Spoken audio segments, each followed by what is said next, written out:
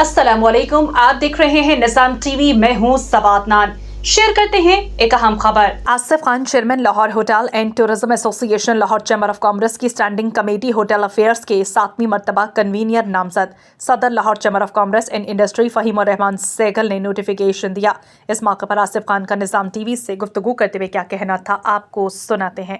जी, मैं बड़ा शुक्रगुज़ार हूँ अपने जो प्रेसिडेंट हैं फ़हीम उर रहमान सहगल साहब, हमारे SVP कन्वीनर अमर शेख साहब और वाइस प्रेसिडेंट खुर्रम लोधी साहब के उन्होंने जो है वो मुझ पर ट्रस्ट किया है और ये 7वां साल है जी। और स्पेशली जो थैंक्स मेरे जो चेयरमैन हैं PVG अली इहसान असगर साहब को, उनकी रिकमेंडेशन थी। और पहली कमेटी भी जब अली साहब SVP थे तो उस वक्त मुझे मिली थी।